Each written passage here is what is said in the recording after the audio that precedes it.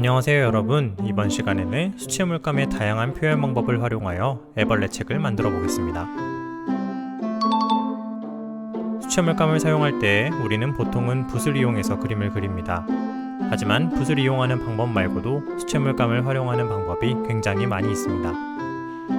이런 다양한 표현 방법으로도 멋진 그림을 그릴 수 있죠. 오늘은 지난 시간에 만든 알에서 깨어난 애벌레 책을 만들면서 다양한 수채물감 활용 방법을 알아볼 겁니다. 준비물은 8절 연두색 도화지 1장, A4 도화지, 팔레트, 붓, 물통, 마른 수건, 크레파스, 사인펜, 연필, 가위, 풀입니다. 먼저 연두색 도화지를 가로로 길게 접은 뒤 앞뒤로 2번 접습니다. 접은 종이를 펼치면 모두 8칸이 만들어졌죠. 도화지를 이 선을 따라 길게 자릅니다.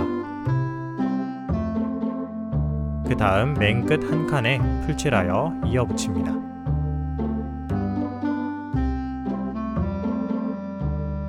첫 번째 칸은 애벌레의 머리가, 마지막 칸은 애벌레의 꼬리가 될 겁니다. 이에 맞게 애벌레를 그려줍니다.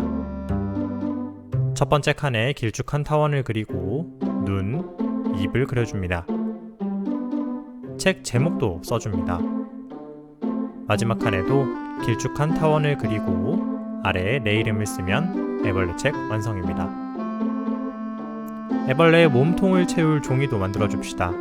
A4 도화지 1장을 길게 접은 뒤 손가락 1마디 정도를 잘라냅니다. 그 다음 3등분이 되게 접습니다. 접었을 때 길이가 같게끔 접으면 됩니다.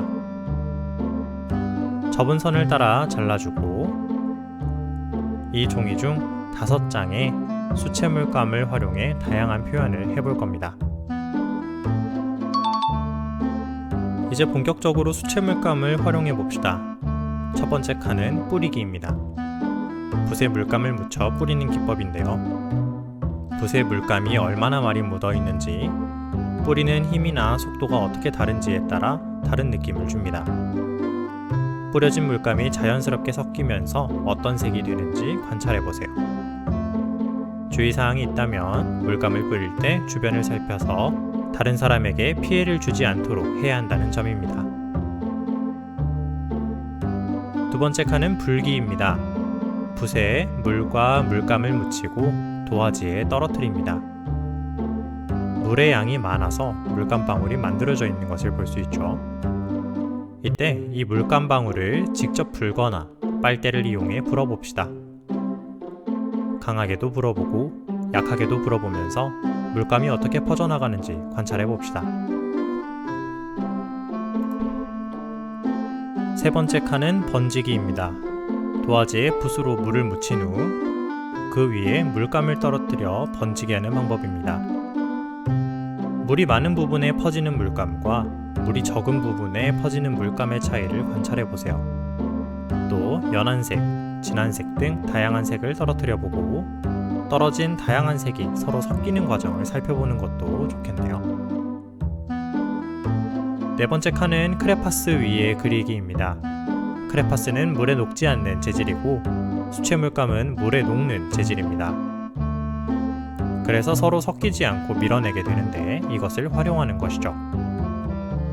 먼저 크레파스로 간단한 모양을 그려봅시다. 그런 다음 크레파스 위에 수채물감을 칠해봅니다.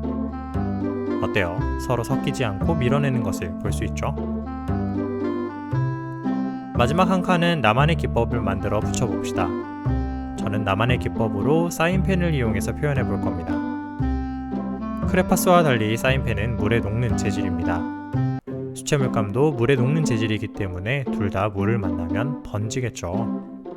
사인펜을 여기저기 찍어서 그림을 그리고 여기에 수채물감을 칠해봅시다. 이때 나타나는 효과가 색다르죠?